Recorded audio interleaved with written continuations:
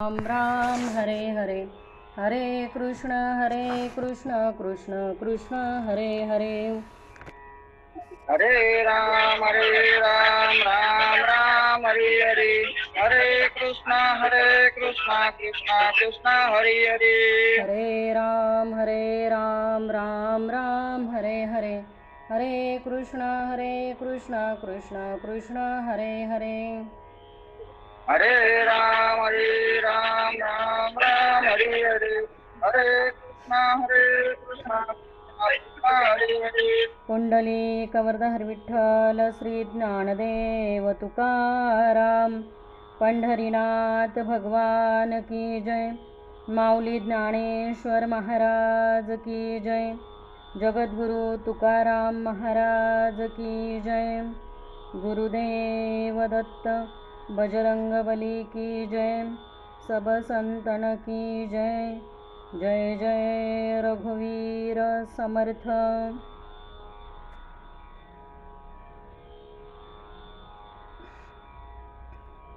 श्री विठ्ठल.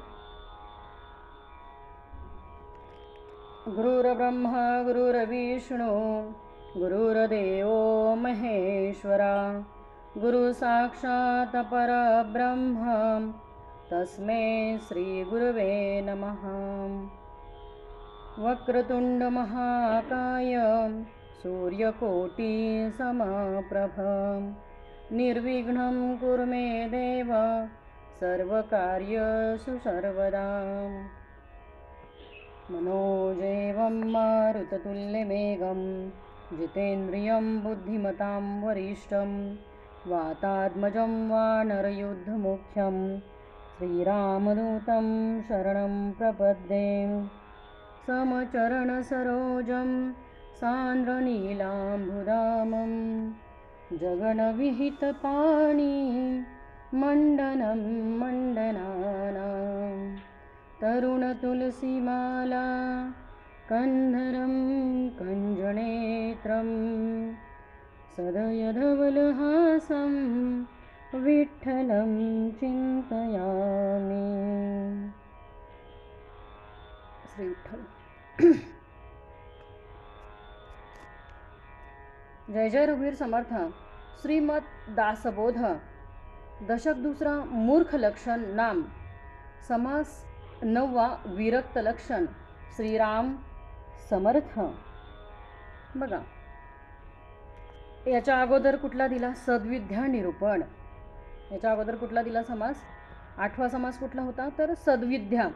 जोपर्यंत मनुष्य देहाकडे चांगलं काय वाईट काय याचा सारासार निवाडा जोपर्यंत होत नाही तोपर्यंत तो विरक्त होणार नाही. म्हणजे सद्विद्या अंगी आल्याशिवाय विरक्त लक्षण अंगी बांधणार नाही. आणि मग विरक्त कशातनं व्हायचं आहे?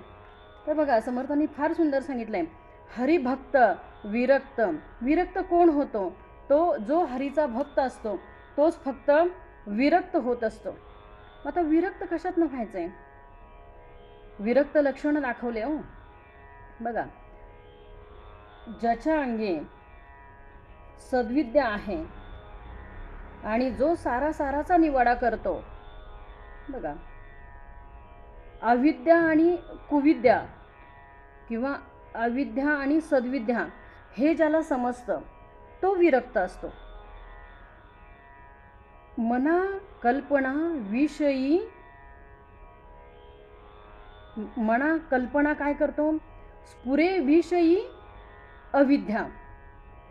मन हे काय करतं? कल्पनेतनं अविद्येकडे जातं. मना कल्पना स्फुरे विषयी अविद्या. मग मन जर का अविद्येकडे ओढ घेत आहे तर त्याच मनाला आपल्याला सद्विद्येकडे आणायचं आहे. आणि सद्विद्येकडे आणल्याशिवाय विरक्त लक्षण अंगामध्ये बांधणार नाही. तर बघा, आता याच्यासाठी बळ लागतं. याच्यासाठी अंगी काय लागतंय? बळ लागतंय. वैराग्य अंगामध्ये बांधण्यासाठी साधी गोष्ट नाही होती. बोलाची कढी आणि बोलाचा भात कोण जेवून गेला आणि कोण तृप्त झाला सांगा मला बरं. आपण फक्त तोंडाने बोलतोय हरिभक्त विरक्त, किंवा मुखी राम त्या काम बाधू शकेना, पण अरे तुझ्या मुखामध्ये त्या रामाचं नाव तर यायला पाहिजे. मुखामध्ये भगवंताचं अखंड नाव असेल तर विषयांची बाधा होणार नाही. पण बोले एक चाले एक, त्याचे नाव हीन विवेक. मग एक बोलायचं आणि एक करायचं तर त्याला समर्थ हीन विवेक म्हणतात. मग आता काय केलं पाहिजे? ही सद्विद्या अंगामध्ये बांधण्यासाठी किंवा विरक्त होण्यासाठी लक्षणं अंगामध्ये कुठली पाहिजे? बघा, विरक्त कोण असतो? आता कितीही संसारामध्ये कितीही म्हटलं की मी सगळं सोडून भगवंता फक्त तुझे आहे, पण ते किती वेळा पुरतं हो? हे वैराग्य आपलं किती टिकतं? तसं स्मशान वैराग्य आपलं किती टिकतं? कुठलं वैराग्य आपलं टिकतं सांगा? स्मशानामध्ये गेलो तर तिथे आपलं वैराग्य किती टिकतं बघा. तिथे असेपर्यंत आपण काय म्हणतो? अरे अरे, जन्माला येऊन काही अर्थ नाही, एक दिवस आपल्याला पण इथे यायचं आहे. हे फक्त स्मशानापुरतंच, त्याला म्हणायचं स्मशान वैराग्य. पण स्मशानामधनं घरी आल्यानंतर म्हणतो मी अमर आहे, मला मरणच नाही. पण संतांनी काय केलं माहिती आहे का? आपलं मरण आहे ना अखंड आपल्या डोळ्यासमोर ठेवलं. प्रत्येक संतांनी प्रत्येक क्षणात, पुढच्या क्षणाला माझं मरण आहे असं ते आयुष्य जगलेत. आणि आपण आयुष्य कसं जगतो की मरण आपल्या आयुष्यामध्ये कधी येऊच नाही. पण ते असं जरी आपण किती म्हटलं ना तरी आपल्याला ते कधीच चुकणार नाही हो. आपल्याला ते कधीही चुकणार नाही. का चुकणार नाही? म्हणून संत नेहमी म्हणतात की उठा जागे व्हा, उठा जागे व्हा, उठा जागे व्हा. पण आपण जागे होतच नाही हो. आपण जागे असून झोपलोय. उठा जागे व्हा रे आता, स्मरण करा पंढरीनाथा, भावे चरणी ठेवा माथा, चुकवा व्यथा जन्माच्या. धनदारा पुत्र जन, बंधू सोय रे पिशून, सर्व मिथ्या हे जाणून, शरण रिघा देवासी. धन, दारा, पुत्र, बंधू सगळे सगळे काय आहेत? सगळे कशासाठी आहेत? धन, दारा, पुत्र सगळे कशासाठी आहेत? सगळे संपत्तीचे आहेत. सगळे मागे, आपल्या मागे कशाचे आहेत? तर संपत्तीचे आहेत. सगळ्या आपल्या पाठीमागे सगळ्या वाटण्या होणार आहेत. आपल्याला मागे बघायचंच नाही. त्यामुळे काय सांगितलंय की हे सगळे मागचे कशाचे आहेत? संपत्तीचे आहेत. याच्यामध्ये अडकू नको. कर्मयोगे सकळ मिळाली, एके स्थळी जन्मासी आली, ते तू आपुली मानिली, कैसरे पडत मूर्खा. कसं काय यांना तू आपलं म्हणतो? आपलं कोण आहे? एक देवाला फक्त, त्या एकाला फक्त आपलं करून घेता आलं पाहिजे ना. आणि त्याला म्हणता आलं पाहिजे देवा तूच माझा आहे. देव माझा माझा माझा, देव माझा मी देवाचा. मग ऐसी माझी बघा सत्य वाचा. मग तुकाराम महाराज काय म्हणतात की हीच वाचा सत्य आहे, की मी त्याचा आणि तो माझा. कारण माझी म्हणजे त्याच्यापेक्षा जास्त माझी कोणालाच काळजी नाही. त्यांनी माझी काळजी मातेच्या गर्भापासून केली ना, तो शेवटच्या क्षणापर्यंत माझी काळजी करणार आहे. आपण म्हणतो की म्हातारपणी माझं कसं होणार? मला मुलगा सांभाळेल का मुलगी सांभाळेल का? माझं काय होईल? काही नाही. ज्याने तुला जन्माला घातलंय ना त्यांनी शेवटपर्यंतची तुझी सोय लावलेली आहे. नको खेद करू कोणत्या गोष्टीचा, पती लक्ष्मीचा जाणत असे. तू कोणत्याही गोष्टीचा खेद करू नको, कोणत्याही गोष्टीची काळजी करू नको. चिंता वाहतो विश्वाची. मग चिंता आपण कशाला व्हायची? आपण फक्त त्या भगवंताचं काय करायला पाहिजे? तर अखंड आपल्याला त्याचं चिंतन करता आलं पाहिजे. कारण मी नेहमी सांगते चिंता ही चितेवर नेत असते आणि चिंतन आपल्याला भगवंताच्या चरणापाशी नेत असतं. अखंड भगवंताचं काय करायचं आहे? चिंतन करायचं आहे. आणि अंगामध्ये प्रत्येक गोष्टीसाठी काय पाहिजे? प्रत्येक गोष्टीसाठी कोणतीही गोष्ट करायला घेतली ना त्या अंगामध्ये त्या गोष्टीसाठी बळ पाहिजे. तसं विरक्त व्हायचंय याच्यासाठी फार मोठं बळ पाहिजे अंगामध्ये. संसाराला माझं नाही म्हणायचंय. विरक्त लक्षण म्हणजे काय? साधी लक्षण आहेत समर्थांनी दिलेली. संसार असून त्याला नाही म्हणायचंय. मुलं असून त्यांना नाही म्हणायचंय, हे सगळं दृश्य दिसतंय तरी नाही म्हणायचंय. काय म्हणायचंय की हे काहीच नाही. बघा, स्फुरेविषयी कल्पना ते अविद्या, स्फुरेविषयी कल्पना ते अविद्या, स्फुरे ब्रह्मरे जाण माया सुविद्या. म्हणजे काय दाखवलंय बघा की कल्पना काय करते, विषयाचं चिंतन करते. मना कल्पना कल्पिता कल्पकोटी, नव्हे रे नव्हे सर्वथा राम भेटी. रामाची भेटी तुला कल्पनेत गेली तर कधीच होणार नाही. म्हणून काय करायचं की कल्पनाच कशाची कर, कल्पनाच भगवंताची करता आली पाहिजे. विरक्त, मग विरक्त कोण असतो तर हरिभक्त विरक्त होणार. मग असा मला हरिभक्त होता आलं पाहिजे. म्हणून काय सांगितलंय की याच्यासाठी अंगी बळ पाहिजे. हो, एक जण काय बोललं माहिती आहे का, बायकोशी भांडण झालं आणि बोललं काय नको मला, संसार नको, प्रपंच नको, काय नको काय नको म्हणला. आणि बायकोनं सांगितलं तर निघून जातो मी घरातनं, मी काय आता घरात राहत नाही. आणि रागारागाने निघाला तर महाराज रागारागाने निघाला तर आता बायकोनी काय केलं माहिती आहे का, एका पुचुंडीत काहीतरी थोडंसं बांधून आणलं आणि म्हटली हे घ्या बरोबर, जिथं तुमचा थोडा राग शांत होईल, भूक लागेल तिथं फक्त सोडा म्हटली. मग आता असा रागारागाने तो निघाला चालत राहिला. आणि पुढे गेल्यानंतर काय झालं, भरपूर लांब गेल्यानंतर एक 8-10 किलोमीटर चालत गेल्यानंतर चालून दमला आणि एका पाण्याच्या ठिकाणी बसला. म्हटलं आता बायकोनी काहीतरी दिलंय, रागात का होईना आपण असताना तिने काहीतरी बांधून दिलंय, तर ते सोडून तरी बघूया की काय दिलंय नक्की. काहीतरी खायलाच असेल ना, इथं पाणी पण आहे म्हटला, थोडंसं खाऊ आणि पाणी पिऊ. ते बायकोने दिलेलं सोडलं. महाराज काय असेल त्याच्यामध्ये सांगा बरं, कोण सांगतंय?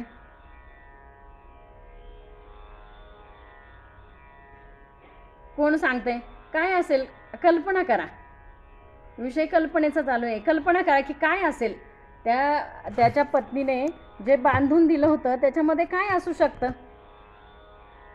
काय असेल त्याच्यामध्ये? पोहे. आता हे सुदाम्याचे पोहे नाही चालले हो योजनाताई. आपले त्यांचा खूप आवडीचा पदार्थ असेल त्याच्यात. हां बरोबर, काहीतरी सांगण्याचा प्रयत्न केला सारिकाताईंनी पण आणि योजनाताईंनी पण, दोघींनी काहीतरी सांगण्याचा प्रयत्न केला, पण हे त्याच्या पलीकडचं आहे. सांगते मी तुम्हाला. तर त्यांनी काय, हरकत नाही, तुम्ही पण प्रयत्न केला आहे सांगण्याचा. हां, तर आपल्या कल्पनेच्या पलीकडचं होतं त्याच्यामध्ये, म्हणजे आपण तिथे पोचू शकत नाही. तर ते त्यांनी सोडलं, ते गाठोडं सोडलं. बायकोने काय दिलंय बघावं, कारण वैतागला होता ना संसाराला, बायकोला, सगळ्याला वैतागला होता. आणि म्हटलं आता मी सगळं सोडून चाललोय. आणि मग ते गाठोडं सोडल्यानंतर त्याच्यात काय होतं महाराज माहिती आहे का, शेंगांची टरफलं. काय होतं त्याच्यामध्ये, भुईमुगाच्या शेंगांची टरफलं होती. दाणे, एक सुद्धा दाणा त्याच्यामध्ये नव्हता हो. त्या क्षणाला बायकोचा एवढा राग आला, त्या क्षणाला जेवढ्या रागामध्ये तो गेला होता तेवढ्या रागामध्ये रिटर्न घरी. कारण बायकोला हे माहीत होतं, बायकोला हे माहिती होतं की जिथं ही टरफलं बघणार आहे ना तिथून महाराजांचं वैराग्य तिथंच संपणार आहे. म्हणजे आपलं वैराग्य किती टिकतं याच्यासाठी बळ फार महत्त्वाचं आहे. आणि तुकाराम महाराज म्हणतात, बळीयाचे अंकित आम्ही झालो बळीवंत. तो संसाराला लात मारण्यासाठी, त्या संसाराला लात मारण्यासाठी तुकाराम महाराजांसारखंच बळ अंगामध्ये असायला पाहिजे. बळीयाचे अंकित आम्ही झालो बळीवंत, लाथाडीला हा संसार केला षडवर्मेचा मार. हा संसार लाथडून आम्ही काय केलं, षडवर्मेचा काय केला, मारा केला. लाथाडीला हा संसार केला षडवर्मेचा मार. जन धन कन, बघा काय सांगितलंय, जन धन कन म्हणजे जन म्हणजे सगळं जग, धन म्हणजे धन संपत्ती, आणि अगदी कणावर सुद्धा इच्छा ठेवली नाही. जन धन कण केले तृणही समान. लाथाडीला हा संसार. जन धन कण केले तृणही समान. बघा, आणि तुका म्हणे आम्ही मुक्तीच्या माथा. तुका म्हणे आता आम्ही मुक्तीची या माथा, म्हणजे आम्ही आता त्या मुक्तीच्याही डोक्यावर बसलोय. एवढा अधिकार आम्हाला. माफ करा, स्पीकरमध्ये नका चालू करू कोणी.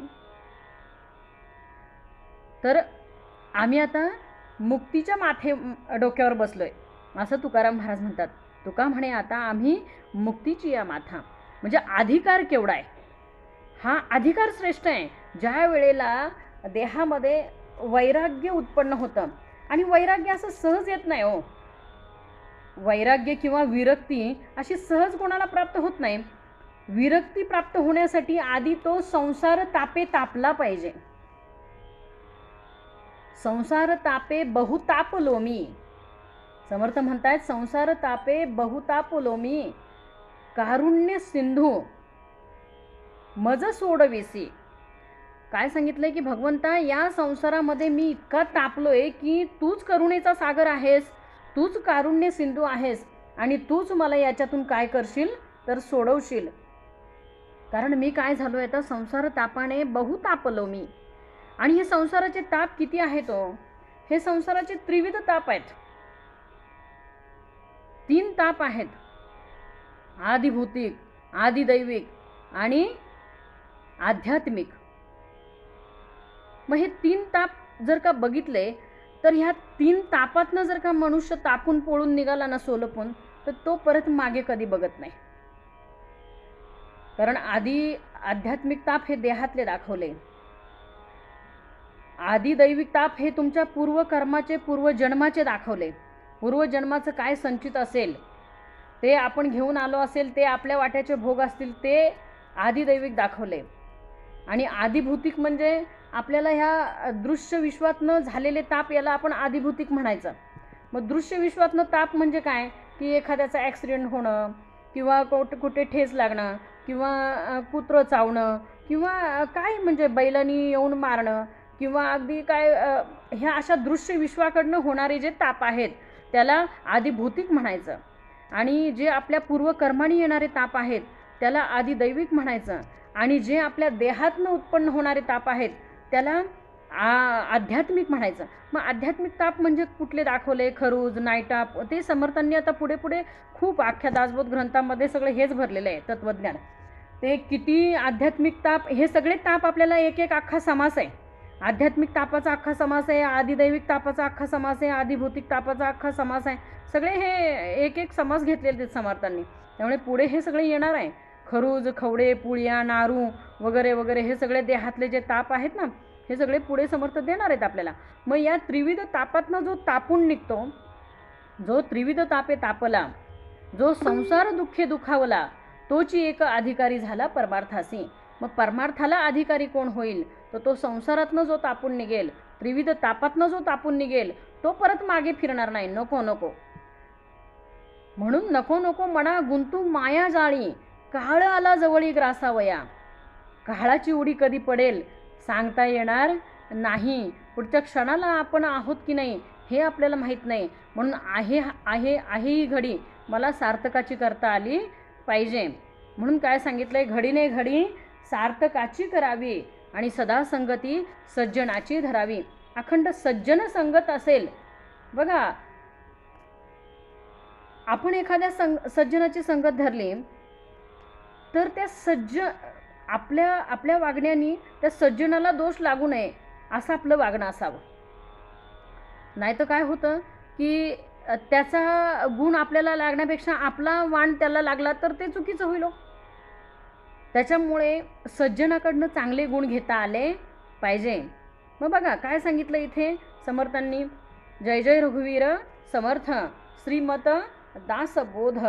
दशक 2 मूर्ख लक्षण नाम. समास 9 विरक्त लक्षण. श्रीराम समर्थ. ऐका विरक्ताची लक्षणे. विरक्ते असावे कोण्या गुणे. ऐका विरक्ताची लक्षणे. विरक्ते असावे कोण्या गुणे. जेणे अंगी सामर्थ्य बाणे योगियांचे. मग योगी यांच्या अंगी काय होत आहे? ऐका विरक्ताची लक्षणे. विरक्त असावे कोण्या गुणे, म्हणजे कुठले गुण विरक्ताच्या अंगी असावेत समर्थ आपल्याला सांगतायत. जेणे अंगी सामर्थ्य बाणे योगी यांचे, म्हणजे योगी होण्यासाठी, विरक्त होण्यासाठी अंगामध्ये काय पाहिजे? सामर्थ्य बांधलं पाहिजे. मग ते सामर्थ्य कुठलं? तर जेणे सद्कीर्ती वाढे. जेणे काय वाढे? सद्कीर्ती वाढे. जेणे सार्थकता घडे.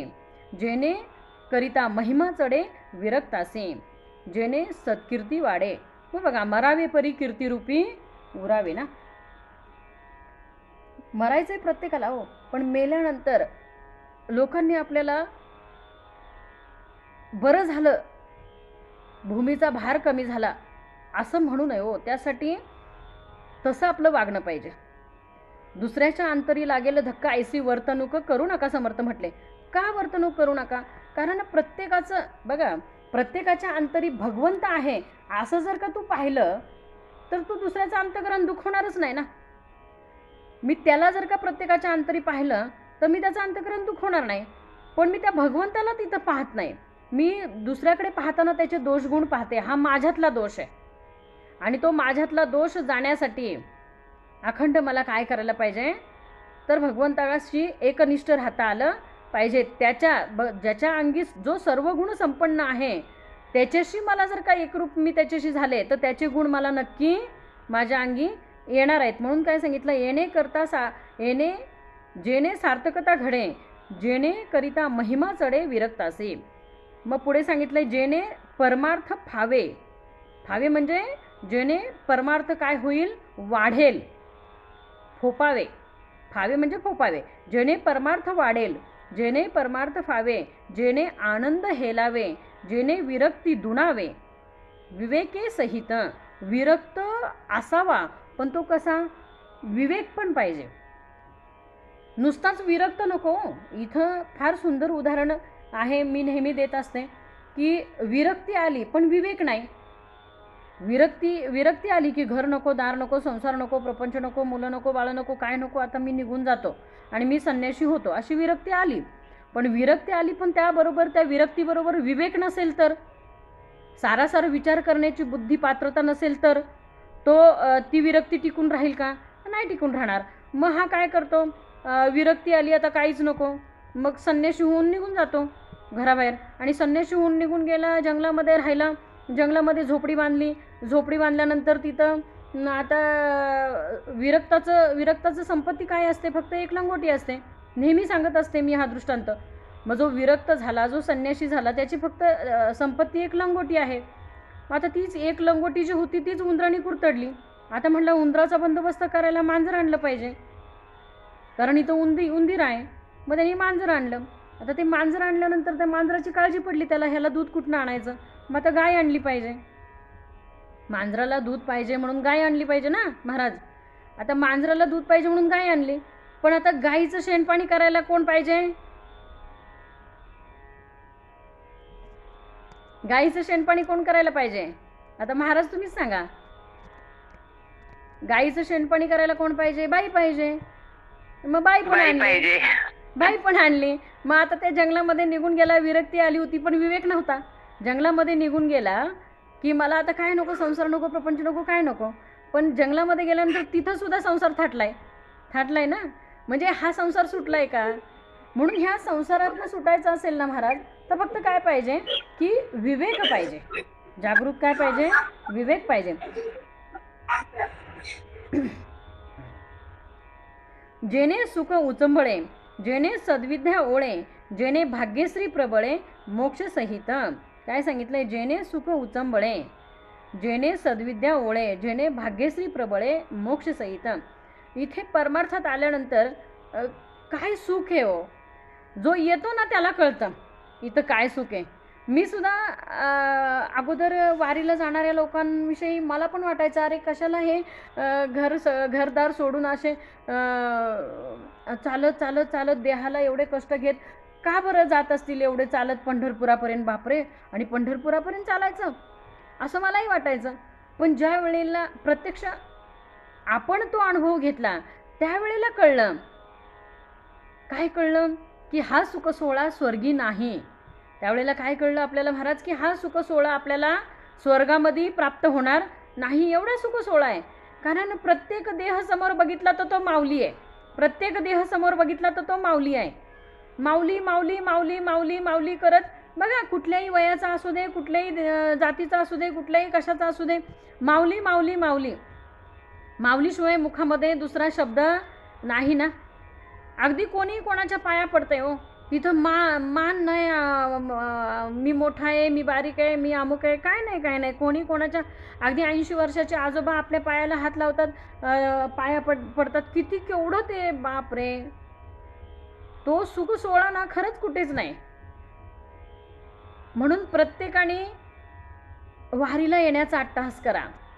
प्रत्येकाने वर्षभराच्या बघा, वर्षभराच्या सुट्ट्या राखून ठेवून आपल्या ह्या 18 दिवस 19 दिवस सुट्ट्या काढा आणि सर्वांनी वारीला येण्याचा प्रयत्न करा. कारण हा सुख सोहळा कुठं नाही, स्वर्गामध्ये नाही हो. तुकाराम महाराज हात जोडून विनंती करतात आपल्याला, जोडोनिया कर विनवितो तुम्हाला. कर जोडून विनंती करतोय, करे टाळी बोला मुखे नाम. आणि त्या वारीच्या वाटेला ना महाराज एवढं नामस्मरण घडतं, एवढं नामस्मरण घडतं की काय बोलायलाच नको. कारण रस्ता ना कधी निघून जातो कळत पण नाही त्या नामस्मरणामध्ये. आपण 15 किलोमीटर कधी चाललो, आपण 20 किलोमीटर कधी चाललो, आपण 25 किलोमीटर कधी चाललो, हे आपल्याला पण कळत नाही. का कळत नाही तर ते नामस्मरणामध्ये आपण चालत असतो. गवळणी म्हणत, अभंग म्हणत, हरिपाठ असतो रस्त्याने, काकड आरती असते रस्त्याने, नाही का, केवढा तो आनंद. म्हणून काय सांगितलंय, जेणे सुख उचंबळे, जेणे सद्विद्या ओळे, जेणे भाग्यश्री प्रबळे, मोक्ष सहित. काय सांगितलंय, मोक्ष सहित. जी बघा, सलोकता, समीपता, सायुज्यता आणि स्वरूपता आणि सायुज्यता. मग ही सायुज्य मुक्ती म्हणजेच मोक्षप्राप्ती. ही जर का प्राप्त करून घ्यायची असेल तर अंगामध्ये काय पाहिजे, विरक्ती पाहिजे. आणि विरक्ती येण्यासाठी सद्विद्या असली पाहिजे.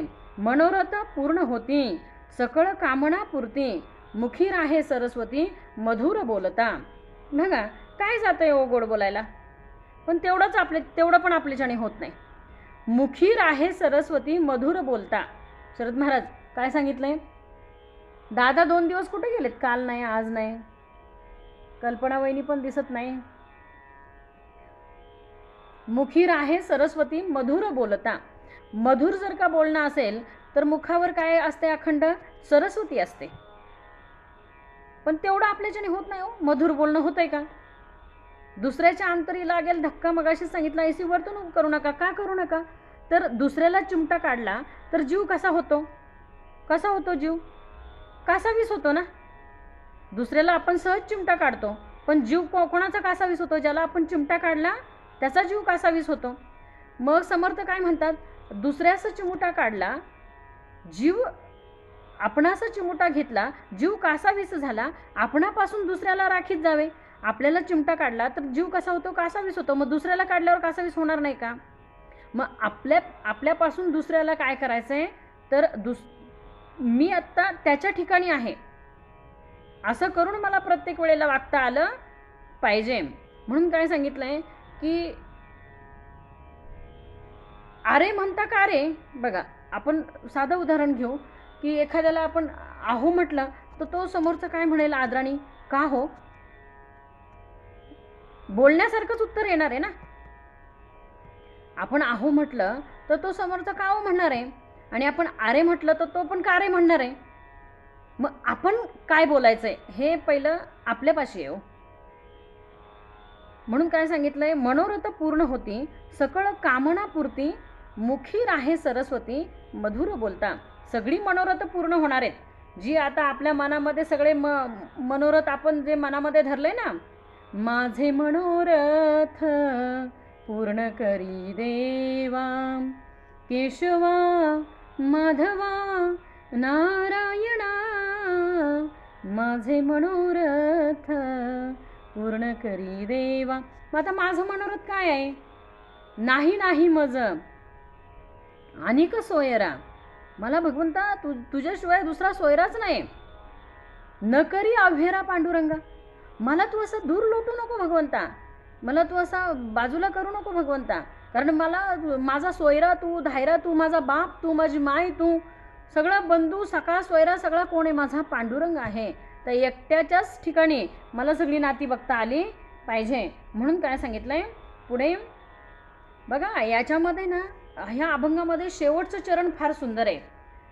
आणि तसा जीव आहे ना तुमचा आमचा त्या भगवंतासाठी, त्या पांडुरंगासाठी कासावीस झाला पाहिजे. नामा म्हणे जीव होतो कासावीस, नामा म्हणे जीव होतो कासावीस, केली तुझी आस आता तारी केशवा माधवा. काय म्हणतात नामदेवराय की नामा म्हणे जीव होतो कासावीस, माझा जीव काय होतोय भगवंता तुझ्यासाठी कासावीस होतोय, आणि केली तुझी आस आता तारी. आता तरी भगवंता मला तार, आता काय कर, तार मला भगवंता. आता आता आता या शब्दाला ना प्रत्येक ठिकाणी किती महत्व आहे बघा. माऊलींनी सुद्धा पसायदान लिहिताना काय सुरुवात केली, आत्ता आता विश्वात्मके देवे, येणे वाग्यज्ञ तोषावे, तोषोणी मज द्यावे पसाय दान हे. काय सांगितले, आत्ता. बघा इथे संत सुद्धा काय म्हणतात, आता तरी पुढे हाची उपदेश, करू नका नाश आयुष्याचा. आता तरी पुढे हाची उपदेश आणि करू नका नाश आयुष्याचा. काय होतोय माहिती आहे का, आयुष्याचा नाश होतोय पण आपल्याला कळत नाही. घडीने घडी काळ आयुष्य नेतो, देहांती तुला कोण सोडू पाहतो, देहाच्या अंती सोडवणारा कोण आहे.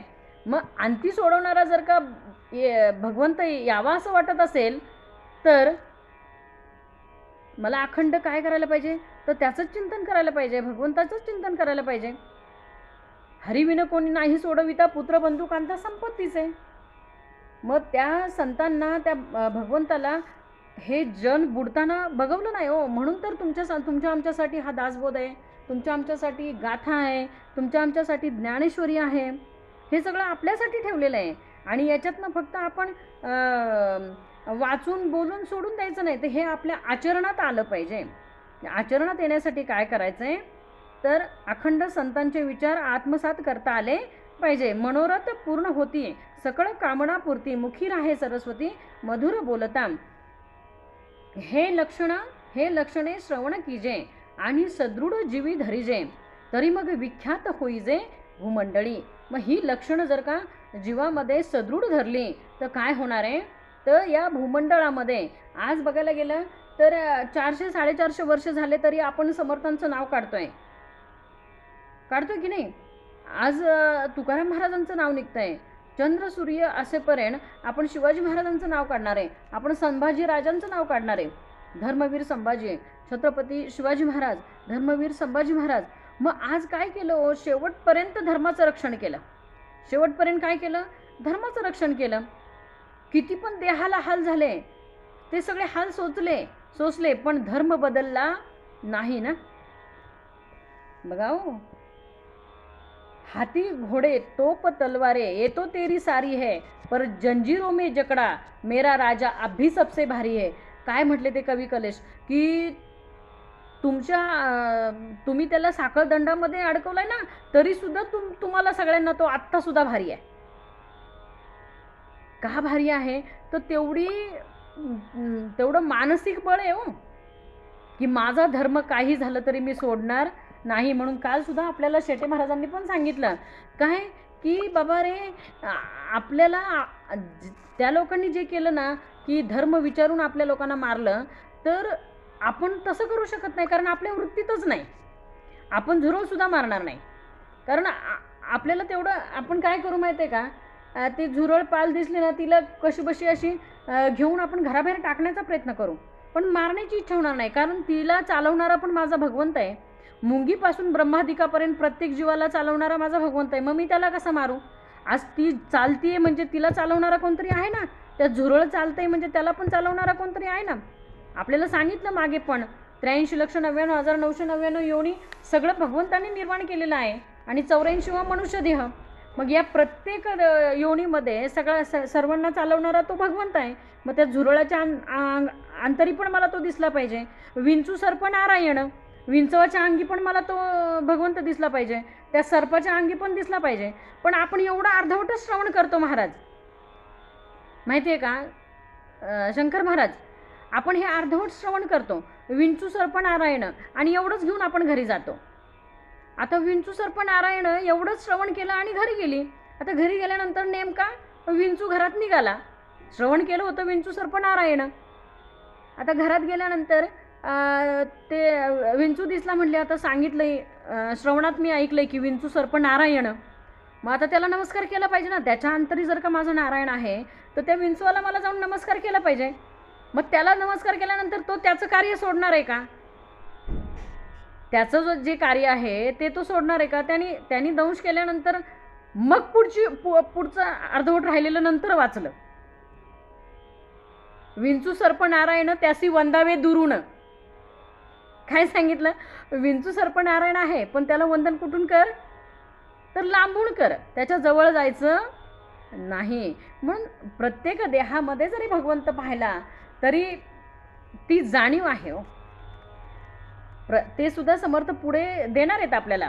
सर्प जानोनी डसू आला आणि प्राणी जानोनी पळाला, दोन्हीकडे जाणीवेला बरे पहा. हे पुढे पुढच्या समासांमध्ये येणार आहे आपल्याला की त्या सर्पाच्या अंगी पण नारायण आहे आणि तुझ्या अंगी पण नारायण आहे. पण सर्प जानोनी डसू आला आणि प्राणी जानोनी पळाला, दोन्हीकडे जाणीवेला बरे पहा. दोन्हीकडे तुला जाणीवेला बघता आलं पाहिजे. ही जाणीव आहे ना, जाणीव. आता समजा तुझं लक्षण आहे आणि समोरून साप आलाय आणि दुसऱ्याने तुला अरे अरे बाजूला बाजूला, मग ते दुसरा भगवंताच्या रूपाने धावून आलाय ना तुझ्यासाठी. म्हणजे प्रत्येक ठिकाणीच मला काय पाहायचंय तर भगवंत पाहता आला पाहिजे. म्हणून काय सांगितलंय, विरक्ते विवेके असावे, विरक्ते अध्यात्म वाढवावे, विरक्ते धारिष्ठ धरावे दमनविषयी. काय करायला सांगितलंय? विरक्ते विवेकी असावे. मग विवेक काय असतो बरं? आमचे गुरु फार सुंदर सांगतात, आमचे माऊली जंगली माऊली फार छान सांगतात. विवेक म्हणजे काय? आत्माना आत्मा विवेक करावा. विवेक म्हणजे काय की अंतरीचा अंतरात्मा हा आत्म्याला मरण नाही. विवेक म्हणजे काय की आत्म्याला कधीच मरण नाही आणि आत्मा सोडून बाकी सगळ्या दृश्य विश्वामध्ये काहीच शाश्वत नाही. म्हणजेच आपल्याला जी अविद्या आणि सद्विद्या, मग अविद्या आपल्याला काय सांगते की दृश्य विश्व नाशवंत आहे. दिसेल तर नासेल, येईल ते जाईल, पण ते असतच असेल तेच सारं. मग अविद्या काय सांगते की दृश्य विश्व सर्व नाशवंत आहे. हा देह पण नाशवंत आहे. तुझं नव्हे हे शरीर. तिथं इतरांचा कोण विचार? आपलं शरीर पण आपलं नाही. मग ही सद्विद्या आपल्याला काय सांगते तर दृश्य विश्व नाशवंत आहे. सद्विद्या सांगते दृश्य विश्व काय आहे? नाशवंत आहे. आणि कुविद्या काय सांगते आपल्याला की कुविद्या काय म्हणते? हेच खरं आहे, हा संसार खरा आहे, हे सगळं खरं आहे, मी अमर आहे, मला कधी मरणच नाही. बरोबर आहे, मला कधी मरण नाही. पण कोणाला मरण नाही? जो त्याचा झाला ना, जो भगवंताचा झाला ना, त्याला कधीच मरण नाही.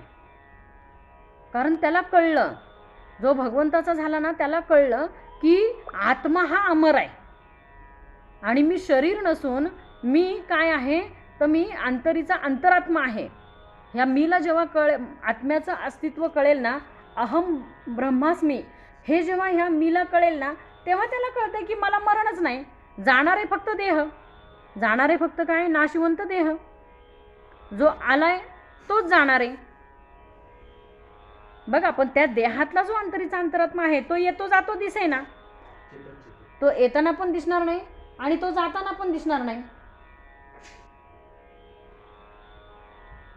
मग बघायला गेलं तर पुढे समर्थ काय सांगतात? विरक्ते असावे, विरक्ते राखावे साधन, विरक्ती लावावे भजन, विरक्ते विशेष ब्रह्मज्ञान प्रगटावे, विरक्ते विवेकी असावे, विरक्ते अध्यात्म वाढवावे. विरक्ताने काय करायला पाहिजे तर विरक्ताने अध्यात्म वाढवायला पाहिजे. आपण अध्यात्मामध्ये कुठे कमी पडतो, आपण नको त्या गोष्टीमध्ये जास्त गुंतून आपण काय करतोय तर भगवंतापासून आपण दूर जातोय. हे जेव्हा आपल्याला कळतंय ना तेव्हा आपण तो पसारा आवरता आला पाहिजे. संसार, पहिली गोष्ट, संसार हा मुळीच नासका आहे. संसार दुःखे. काय झालं, समर्थ म्हटले की संसार हा काय दुःखमूळ आहे. संसार दुःखमुळं लागती दुःखाचे इंगळ. दुःखाचं काय होतं इथे, म्हणजे एवढे विंचू चावतात ना या संसारामध्ये दुःखाचे की मनुष्यदेह त्याच्यामध्ये पूर्ण हे होऊन जातो. संसार दुःखमुळे आहे. पण या संसारामध्ये न अडकता किंवा संसार करा पण तो कुठपर्यंत करा. समर्थांनी सांगितले आधी संसार करावा नेटका मग घ्यावे परमार्थ विवेका. पण नेटका कुठपर्यंत करायचा हो. नेटका म्हणजे तुम्ही तुमचा संसार केल्यानंतर तुमच्या मुलांचा पण करायचा आणि त्या मुलांच्या मुलांचा पण करायचा का, मग तो नेटका होईल का. संसार नेटका कुठपर्यंत होईल. तुझा संसार तू कर आणि बाजूला हो ना, तर तो नेटका झाला. तुझा संसार पती आहे, मुलं आहेत, त्यांचं लग्न वगैरे झालं, काय असतील ती 2-4 मुलं त्यांची लग्न वगैरे झाली, त्यांच्या मार्गाला ती लागले, झाला ना तुझा संसार. आता त्या मुलाला मूल व्हायला पाहिजे, मग त्याच्या शिक्षणाची हिला काळजी, मग परत त्या नातवंडाचं लग्न पाहायचंय. आशा कुठपर्यंत धरली, आशा कुठपर्यंत धरली बघा. अगदी पतवंड पाहायची पण आशा सोडत नाही मनुष्यदेह. म्हणजे तुम्ही संसार कुठपर्यंत करताय, शेवटपर्यंत करताय. मुलं, नातवंड, पतवंड, मग हे किती गुरफटणार. तुम्ही तुमच्या पुरता करा आणि विरक्त व्हा ना. मी नेहमी सांगते मी की आपण आपली मुलं सांभाळली, सुनबाईला म्हणायचं तुझी तू सांभाळ, माझी मी सांभाळली, तुझी तू सांभाळ. बरोबर ना. काय असतं माहिती आहे का, एकदा आपण आजी झालो ना की त्या आपल्या जन्म दिलेल्या मुलांपेक्षा जास्त आपण त्या नातवंडांमध्ये गुंततो. जास्त प्रेम, म्हणजे त्याच्यापेक्षा डबल प्रेम आपण नातवंडांवर करतो. कारण आपल्याला दुसरं काहीच नाही हो, सुचतच नाही काय. ते लहान बाळ त्याच्यात एवढं गुंततो आपण. पण मग आपली सुटका कधी, तुमची आमची सुटका कधी होणार आहे. आणि संतांनी आपल्याला तेच सांगितले ना की संसार तुमची आमची सुटका करणारच नाही. तो आपल्याला प्रत्येक वेळेला बांधूनच ठेवणार आहे. आता तुला नातवंडात बांधेल, उद्या तुला पतवंडात बांधेल, उद्या तुला आणि कशामध्ये बांधेल. मग तू याच्यातनं सुटणार कधी. मग आपली आपण करा सोडवणं. संसार बंधनं तोडा वेगी. वेगी म्हटलंय, वेगी या शब्दाला फार महत्त्व आहे बरं का.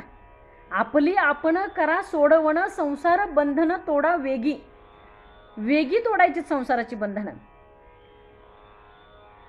बघा ज्या वेळेला तुकाराम महाराज वारीला निघायचे ना त्यावेळेला एक जण सज्जन ग्रहस्थ नेहमी म्हणायचे त्यांना, अहो महाराज मलाही फार इच्छा आहे हो वारीला तुमच्यावर येण्याची, पण काय करू,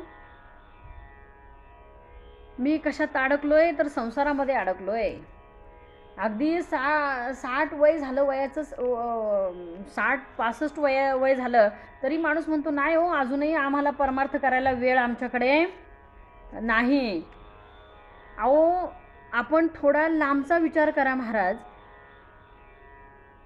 आज काय झालंय, आमचं भिंतीवरचं घड्याळ पडले बंद, त्याच्यात वाजले 6:30, त्यामुळे मला हातात घड्याळ घालून बसावं लागलंय. आहे माझ्याकडे हातात आहे. तर विषय काय बघा की आपण किती जरी म्हटलं की या संसारातनं बाजूला व्हायचं तरी संसार आपल्याला सोडत नाही. तर त्या संसाराला आपण सोडलं पाहिजे.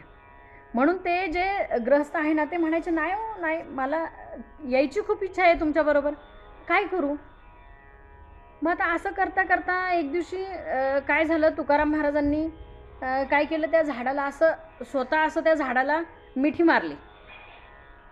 तो ग्रस्त असा येत होता रस्त्याने, आणि ह्यांनी अशी झाडाला मिठी मारली, झाडाला स्वतः आवळून घेतलं झाडाला आणि सोडवा म्हणून ओरडायला लागले मोठमोठ्याने, मला सोडवा, मला सोडवा, मला सोडवा, इथून मला सोडवा. मग ते ग्रस्त आले त्यांच्याजवळ, ते बोलले, अहो म्हटले महाराज असं काय करताय, तुम्ही मिठी मारली आहे त्या झाडाला, त्या झाडाने थोडी तुम्हाला धरून ठेवलं आहे, तुम्हीच तुमचे हात बाजूला करा ना, तुम्ही सुटले की. मग तुकाराम महाराज म्हटले, अरे तुला हे समजून सांगण्यासाठी मला करावं लागलं हे, की तू त्या संसाराला आवळून धरलंय, तू त्या संसाराला सोड म्हणजे तो सुटेल, तू जोपर्यंत आवळून धरलंय तोपर्यंत तो सुटणारच नाही. सांगा मला महाराज तुम्ही, आपण गेल्यानंतर आपण एवढ्या मुलांना, आपल्या मुलांना आपण एवढा वेळ दिला, अख्खं आयुष्य आपण त्यांना दिलं. आपल्या मुलांना आपण काय केलं, आपलं संपूर्ण आयुष्य आपण आपल्या मुलांना दिलं ना. परंतु त्या आपल्या मुलांकडे आपल्यासाठी 10 दिवस तरी वेळ आहे का? गेल्यानंतर घरातली मुलं म्हणतात की आम्हाला 10 दिवस घरात बसायला वेळ नाही, जे काय आहे ते दशक्रिया विधीचं सगळं 5व्या दिवशी उरकून घ्या, 10 दिवस थांबायला आम्हाला वेळ. अहो ज्यांच्यासाठी आपण अख्खं आयुष्य, आपलं उभं आयुष्य ज्यांच्यासाठी आपण वेचलं, त्यांना आपल्यासाठी 10 दिवससुद्धा वेळ नाही. मग याच्यातनं तरी आपण शान व्हायला पाहिजे. आयुष्यभर याच्यासाठी पळाला, याच्यासाठी पळत होता, आयुष्यभर याच्यासाठी पळत होता, त्याच्यासाठी पळत होता. पण सगळे गेले घरी निघून, हा मशनात एकटाच जळत होता. अहो ते पूर्ण जळेपर्यंत तरी तिथं थांबतात का कोणी? एकदा अग्नी डाग दिल्यानंतर निघून येतात सगळे आणि ते एकटंच तिथं जळत असतंय. म्हणून एका स्मशानावर ते वाक्य लिहिलेलं होतं. एवढं ते लागलं ना महाराज, की आयुष्यभर याच्यासाठी पळत होता, त्याच्यासाठी पळत होता, पण सगळे गेले घरी निघून, हा एकटाच जळत होता. ही माणसाची अवस्था आहे. मग सांगा मला तुम्ही, की आपण किती या संसारामध्ये अडकायचं, आपण आपल्यासाठी कधी जगायचं? शेवटच्या क्षणी आपल्याला असं वाटतं की अरे जगणं राहूनच गेलं, बरोबर ना, आपलं जगणं राहून गेलं. आईचं तर जीवन कसं असतं बघा. नेहमी सांगते मी, एखाद्या मंदिरामध्ये एक पेढा जरी हातावर मिळाला ना, तरी तो पटकन तिच्या तोंडात कधीच गेला नाही, कधीच नाही. तिला म्हणायचं आई, कधीच नाही हो. किती पण घरी गडगंज लाख श्रीमंती असू दे, पण तो हातावरचा पेढा तिने मंदिरात कधी खाल्ला नाही, कधीच खाल्ला नाही. तिने तो हातावरचा पेढा तसाच पर्समध्ये कशात तरी कागदात गुंडाळला, तो घरी आणला, त्यातला एवढूसा खाल्ला, बाकीचा टेबलवर ठेवला. का तर माझं पोरगं खाईल. नाही हो, आईचं तर फार. कधी तिला कधी वाटलं, परिस्थिती असेल, कधी वाटलं की बाबा एक वडापाव खावा, तर तिच्या मनात लगेच विचार, नाही तेवढेच 5 रुपये उद्या माझ्या बाळाला पेनला होतील. म्हणजे असं आयुष्य मारून जगलेली ती आई, तिने तिचं आयुष्य कधी जगायचं हो पुढे? मग आता त्या मुलांचं आपण सगळं त्यांच्यासाठी उत्तमाचं सगळं केलंय ना, मग आता त्यांना त्यांचं आयुष्य जगू द्या. आपला मार्ग सापडे सुगम न लगे साधन. हा सुगम पंथ आम्हाला मिळालेला आहे, सुगम मार्ग मिळालेला आहे. तर या मार्गावरून आपण काय करायला पाहिजे, आता आपली वाटचाल चालली पाहिजे. कारण आता मागे बघणं काम नाही हो. पुढे सांगितलंय काय, विरक्ते राखावे साधन, विरक्ते लावावे भजन, विरक्ती विशेष ब्रह्मज्ञान प्रगटावे. विरक्ताने काय करायला पाहिजे, विशेष ब्रह्मज्ञान. मला अजून कसं ज्ञान प्राप्त होईल, माझ्याकडनं गाथा वाचन झालं, ज्ञानेश्वरी कधी होईल, ज्ञानेश्वरी वाचली, मी एकनाथी भागवत कधी वाचेल, एकनाथी भागवत वाचलं, आता मी मुख्य भागवताचे जे 2 खंड आहेत, भागवत महापुराण मी कधी वाचेल. हे जे संतांचं वाङ्मय आहे ना, हे सगळं माझ्याकडनं, मी असेपर्यंत माझ्याकडनं होईल का? अहो आपलं आयुष्य संपून जाईल, पण ग्रंथ संपणार नाहीत. एवढी ग्रंथ संपदा आहे. किती ग्रंथ आहे. तो हरिविजय आहे, रामविजय आहे, भक्तविजय आहे, नवनाथ आहे, किती ग्रंथ आहे. आपलं आयुष्य कमी पडेल आपल्याला. त्याच्यामुळे याच्यामध्ये एकदा वाहून घेतलं ना की पुढे पुढे काय पुढे काय, जसं आपल्याला दासबोधामध्ये वाटतं की नाही की आता पुढे काय पुढे काय. समर्थांनी 9वा दिला विरक्त लक्षण, आता पुढचा 10वा कोणता आहे. मग 10वा समास संपल्यानंतर पुढचा दशक कुठला आहे. पुढचा दशक तर फार सुंदर आहे हो. पुढचा जो 3रा दशक आहे ना तो तर फार सुंदर आहे. पुढे सांगितलं विरक्ते भक्ती वाढवावी, विरक्ते शांती दाखवावी, विरक्ते यत्न करावी, विरक्ती आपुली. विरक्ताने काय केलं पाहिजे, तर विरक्ताने भक्ती वाढवली पाहिजे, विरक्ताने शांती दाखवली पाहिजे. तो कसा पाहिजे, विरक्त कसा पाहिजे, शांत पाहिजे. काय नाही होणारं ते होईना का, जाणारं ते जाईना का, काय व्हायचं ते होईल, जे काय व्हायचं ते होईल, भगवंताची इच्छा. होणार ते होईना का, जाणार ते जाईना का, तुटली मनातील आशंका जन्म आणि मृत्यूची. आम्हाला जन्माची आणि मृत्यूचीच काही पडलेली नाही, तर बाकीची काळजी करायची कशाला. जे होणार आहे ते होणारच आहे. पुढे काय सांगितलंय, विरक्ती भक्ती वाढवावी, विरक्ती शांती दाखवावी, विरक्ती यत्ने करावी, विरक्ती आपुली, विरक्ती सत्क्रिया प्रतिष्ठावी, विरक्ती निवृत्ती विस्तरावी, विरक्ती नैराश्यता धरावी, सदृढ जीवेसी, विरक्ते सत्क्रिया प्रतिष्ठावी. सत्क्रिया काय सांगितलंय, अंगामध्ये कुठली क्रिया पाहिजे, तर सत्क्रिया पाहिजे. विरक्ते निवृत्ती विस्तारावी, निवृत्त कशातनं व्हायचं आहे हे आपल्याला ठरवलं पाहिजे. आता आपल्याला बघा 60 वर्षाचं झाल्यानंतर 60 किती 60ला का कितीला सरकारसुद्धा निवृत्त करतंय हो, सेवानिवृत्त. मग आपण घरात कधी होणार. तुम्ही बाहेर सेवा करत असाल की नाही, तर ते बाहेरनं सुद्धा तुम्हाला निवृत्त करतात ठराविक वयाला. मग तसं संसारात सुद्धा आपण ठरवलं पाहिजे की आपण याच्यातनं निवृत्त कधी व्हायचं. पुढे सांगितलंय बघा, ज्ञान झाल्याशिवाय काय होणार नाही, आपण या संसारातनं निवृत्त होणार नाही. निवृत्ती ज्ञानदेव, निवृत्त झाल्याशिवाय ज्ञान नाही, आणि ज्ञान मिळाल्याशिवाय मार्ग सापडणार नाही, सोपा मार्ग सोपान, आणि मार्ग सापडल्याशिवाय मुक्ती नाही. मग असं हे 4 जर का बघितलं ना तर हे लक्षातच ठेवायचं, निवृत्ती ज्ञानदेव सोपान आणि मुक्ताई. हे 4 लक्षातच ठेवायचं आपल्याला, की आपल्याला निवृत्त झाल्याशिवाय ज्ञानाची प्राप्ती होणार नाही. ह्या संसारातनं निवृत्तच व्हायचं आहे, आणि निवृत्त होण्यासाठी आपल्या अंगी तेवढं बळ पाहिजे. पुढे काय सांगितलं, विरक्ते धर्म स्थापना करावी, विरक्ते नीती अवलंबावी, विरक्ते क्षमा सांभाळावी आत्यादरे, विरक्ते परमार्थ उजळावा, विरक्ते विचार शोधावा, विरक्ते सन्निध ठेवावा, सन्मार्ग सत्वगुण. काय पाहिजे जवळ, विरक्ताच्या अखंड सत्वगुण पाहिजे. विरक्ते भाविके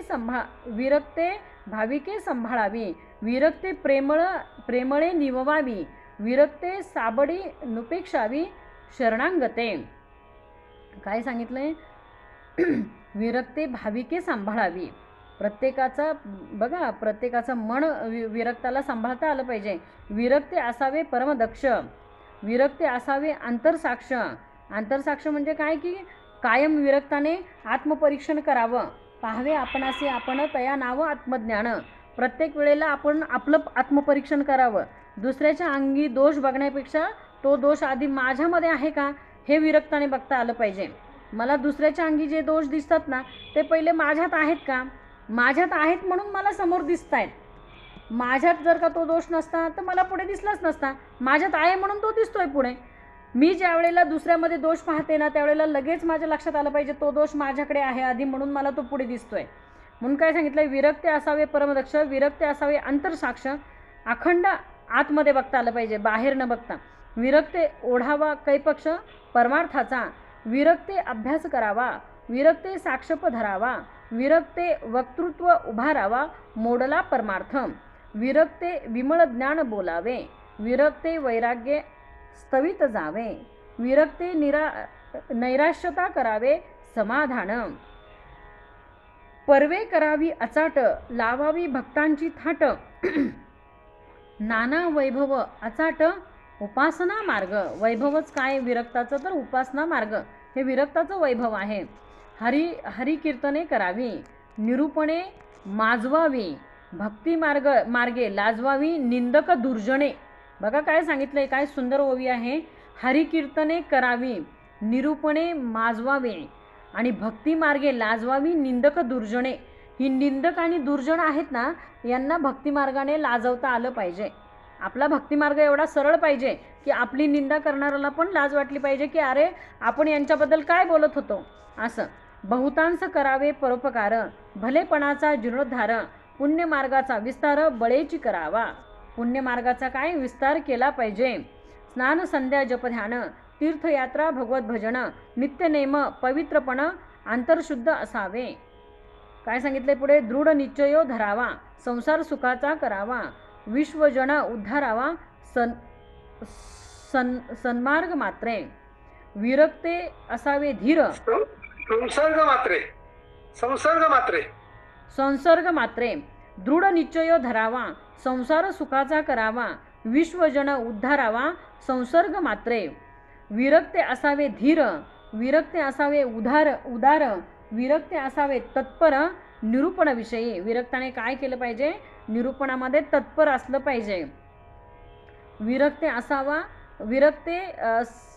विरक्ते सावध असावे, विरक्ते शुद्ध मार्गे जावे, विरक्ते झिजो न उरवावे सद्कीर्तीसी. बघा देह कशासाठी झिजवायचा आहे. देह परमार्थी लाविले तरीची याचे सार्थक झाले, नाही तरी व्यर्थच गेले नाना आघादे मूर्तिपंथे. हा देह जर का आपण परमार्थासाठी झिजवला तरच याचं सार्थक होणार आहे. पुढे सांगितलंय काय. विरक्ते विरक्त ढुंडावे, विरक्त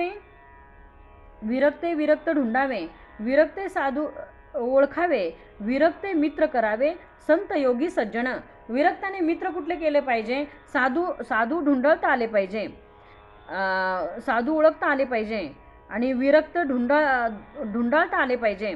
परत सांगितलंय की मित्र कुठले करायचे तर संत योगी आणि सज्जन. आता आपले बघा आपले मित्रच कुठले आहेत बघा. रोज आपण एकमेकांना भेटतो. आपले मित्रच कुठले आहेत. संत योगी आणि सज्जन सांगितलंय समर्थांनी. श्रोत्यांना काय म्हटलंय. संत सज्जन म्हटलंय. पुढे काय सांगितलंय. विरक्ते करावी पुरश्चरणे, विरक्ते फिरावी तीर्थाटणे, विरक्ते करावी नाना स्थाने परमरमणीय. विरक्ते उपाधी करावी, विरक्ते उदास वृत्ती न संडावी, दुराशा जडो नेदावी कोणे एके विषयी. विरक्ते असावे अंतर्निष्ठ, विरक्ते नसावे क्रिया भ्रष्ट, विरक्तेने व्हावे कनिष्ठ पराधीनपणे. विरक्ते समय जाणावा, विरक्ते प्रसंग ओळखावा, विरक्ते चतुर असावा सर्व विषयी. सर्व विषयांमध्ये विरक्ताने कसं असलं पाहिजे. चतुर असलं पाहिजे. विरक्ते एकदेशी नसावे, विरक्ते सर्व अभ्यासावे. बघा मी फक्त ज्ञानेश्वर माऊलींचीच भक्त आहे. मी दुसरा कोणताही ग्रंथ वाचत नाही. मला बाकी दुसरं काही माहीत नाही. दुसरं काही माझ्या कानावर पडलं तरी मी दोन्ही कानाला हात लावून घेते. असं एकदेशी नसावं. सर्व संतांनी आपल्याला एकच सांगितलेलं आहे. त्यामुळे मी ज्ञानेश्वरी वाचते म्हणून मी गाथा वाचणार नाही. मी पांडुरंगाच्या मंदिरात जाते म्हणून मी शंकराच्या मंदिरात जाणार नाही. असं एकदेशी नसावं. काय सांगितलंय. विरक्ते नसावे एकदेशी, विरक्ते एकदेशी नसावे, विरक्ते सर्व अभ्यासावे, विरक्ते अवघे जाणावे ज्याचे त्यापरी. आता दासबोध वाचला ना तो तिथल्या तिथंच ठेवून ज्ञानेश्वरी वाचायला घे, ज्ञानेश्वरी तिथल्या तिथंच ठेवून गाथा वाचायला घे ज्याचे त्यापरी. प्रत्येक संत त्यांच्या त्यांच्या परीने तिथे श्रेष्ठच आहे. हरिकथा निरूपण, सगुण भजन, ब्रह्मज्ञान, पिंडज्ञान, तत्वज्ञान सर्व जाणावे. कर्म मार्ग, उपासना मार्ग, ज्ञान मार्ग, सिद्धांत मार्ग, प्रवृत्ती मार्ग, निवृत्ती मार्ग सकळ जाणावे. प्रेमळ स्थिती, उदास स्थिती, योग स्थिती, ध्यान स्थिती, विदेह स्थिती, सहज स्थिती सकळ जाणावे. ध्वनी लक्ष मुद्रा आसने, मंत्र यंत्र विधी विधाने, नाना मतांचे देखणे पाहून सांडावे. विरक्ते असावे जगमित्र, विरक्ते असावे स्वतंत्र, विरक्ते असावे विचित्र बहुगुणी. काय सांगितलंय बघा. आपल्याला कोणी विचित्र म्हटलं तरी चालेल. काय विचित्र आहे. काही यांना संसारामध्ये गोडीच नाही असं कोणी विचित्र म्हटलं तरी चालेल. पण काय सांगितलं आहे की स्वतंत्र असावं. स्वतंत्र म्हणजे काय की आपण आपल्या मुलाबाळांमधनं आपण एकटं व्हावं असं मी म्हणत नाही, पण आपल्याला पण स्वातंत्र्य पाहिजे हो. पुढे काय सांगितलं, विरक्ते असावे विरक्त. स्वातंत्र्य तरी कशाला पाहिजे की आपल्या भक्तिमार्गासाठी. काय सांगितलंय संतांनी की भगवंताची भक्ती एकांतामध्ये करायला पाहिजे. लोकांतामध्ये केली तर ती होत नाही. म्हणून एकांतामध्ये करण्यासाठी आपल्याला स्वतंत्रच पाहिजे ना हो. लोकांमध्ये जाऊन आपण एखाद्या सगळं जनसमुदाय आहे तिथे बसलेला आणि तिथे जाऊन जर का आपण एखादी माळ हातात घेऊन असं जप करत बसलो, लोक आपल्याला काय म्हणतील, काय माणूस आहे किंवा काय बाई आहे. मग असं नको. विरक्ते असावे विरक्त, विरक्ते असावे हरिभक्त, विरक्ते असावे नित्यमुक्त अलिप्तपणे. कसं पाहिजे हा अलिप्तपणे नित्यमुक्त. विरक्ते शास्त्रे ढांडोळावी, विरक्ते मते विभांडावी, विरक्ते मुमुक्ष लावावी शुद्ध मार्गे, विरक्ते शुद्ध मार्ग सांगावा, विरक्ते संशय छेदावा, विरक्ते आपला म्हणावा विश्व जन, विरक्ते निंदक वंदावे, विरक्त साधक बोधावे, विरक्ते बद्ध चेववावे मुमुक्ष निरूपणे, विरक्ते उत्तम गुण घ्यावे, विरक्ते अवगुण त्यागावे, नाना उपाय भंगावे विरक्ते बळे. ऐसी ही उत्तम लक्षणे ऐकावी एकाग्र मने, याचा अभ्यरण करणे विरक्त पुरुषे. काय सांगितलं आहे की ही जी विरक्ताची लक्षणं आहेत ना, उत्तम लक्षणं आहेत ना, ही एकाग्र मनाने एकाग्र चित्ताने ऐकली पाहिजे. इतुके बोलिले स्वभावे, त्यात मानेल ती तुके घ्यावे. काय सांगितलंय की इतकं जे मी बोललोय ना त्याच्यातलं तुम्हाला पटेल तेवढं तरी घ्या. समर्थांनी काय सांगितलंय, इतुके बोलिले स्वभावे त्यात मानेल ती तुके घ्यावे, श्रोती उदास न व्हावे बहु बोलिले म्हणून. मी खूप बोललो म्हणून माझ्यावर तुम्ही रागवू नका. काय समर्थ म्हणतात, मी खूप बोललो म्हणून माझ्यावर तुम्ही रागवू नका, पण हे मी एवढं सगळं सांगितलं याच्यातलं थोडं तरी घ्या. माऊली म्हणतात की जरी उदकमय सकळ झाले असेल महितळ, तरी आपण घेपे केवळ आरतीचं जोगे. तुझ्या पुरतं तरी तुला घेता आलं पाहिजे आरतीचं जोगे. जरी उदकमय सकळ झाले असेल महितळ. माऊली फार सुंदर. ही माऊलींची ओवी आणि समर्थांची ओवी सेम आहे. उदकमय जरी जलमय सगळं झालं, सगळी पृथ्वी जलमय झाली, तरी तू अख्खी तुझ्या घरात आणणार आहेस का? तू घरात किती आणणार आहे? त्यातला एक हांडा तेवढा तरी तुला आणता आला पाहिजे. पुढे सांगितले, परंतु लक्षणे न घेता अवलक्षणे बाष्कळता, तेने त्यास पडत मूर्खा येवो पाहे. जर का तू ही लक्षणं घेतली नाही तर पुढं काय दिलंय? पडत मूर्खांचं लक्षण दिलेलंच आहे. एवढं सगळं सांगून जर का तुला कळत नसेल, काय सांगितलंय, परंतु लक्षणे न घेता अवलक्षणे बाष्कळता. जर का तू अवलक्षण टाकतच नसेल, बघा अवगुण समर्थांनी किती वेळा सांगितले टाकायला, आणि ते टाकलेले अवगुण आता आपण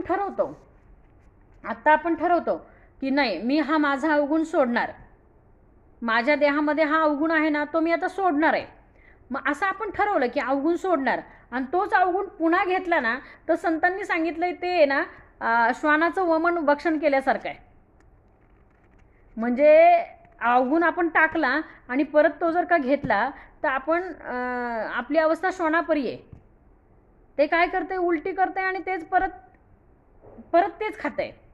तसं आपण एखादा अवगुण टाकला देहातला आणि तो परत आपण देहामध्ये घेतला तर आपली अवस्था ती त्या श्वानासारखी आहे. पुढे सांगितलं, इतुके लक्षणं न घेता, परंतु लक्षणे ने घेता अवलक्षणे बाष्कळता, तेने त्यास पडत मूर्खा येवो पाहे.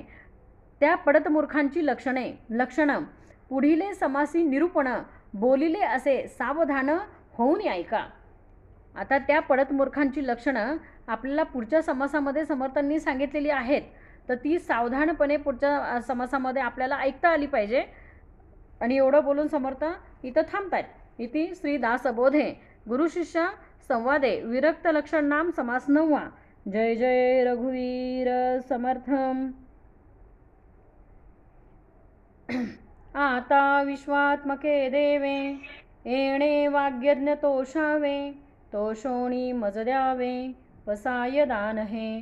जे खळांची व्यंकटी सांडो तया सत्कर्मी रती वाढो, भूता परस्परे पडो, मैत्र जीवांचे दुरितांचे तिमिर जावो, विश्वस्वधर्म सूर्य पाहो, जो जे वांचिल तो ते लाहो, प्राणी जात वर्षत सकळ मंगळी, ईश्वरनिष्ठांची मांदियाळी, अनवर्त भूमंडळी, भेट तू तया भूता, चला कल्पतरूचे आरव, चेतना चिंतामणीचे गाव, बोलती जे अर्णव पियुषांचे, चंद्रमे जे अलांछन, मार्तंड जे तापहीन, ते सर्वाही सदा सज्जन, सोय रे हो तू, किंबहुना सर्वसुखी, पूर्ण होऊनी तिही लोकी, भजे जो आधी पुरुखी, अखंडित आणि ग्रंथ उपजीविये, विशेषी लोकीये, दृष्टादृष्ट विजये, होवा वेजी, एथ म्हणे श्री विश्वेश्वराहो, हा होईल दान पसाओ, येणे वरे ज्ञानदेव सुखिया झाला, येणे वरे ज्ञानदेव सुखिया झाला, येणे वरे ज्ञानदेव सुखिया झाला. पुंडलिक वरदार विठ्ठल श्री ज्ञानदेव तुकाराम. पंढरीनाथ भगवान की जय. माऊली ज्ञानेश्वर महाराज की जय. जगद्गुरु तुकाराम महाराज की जय. जय जय रघुवीर समर्थ सब संतन की जय. रामकृष्ण हरी.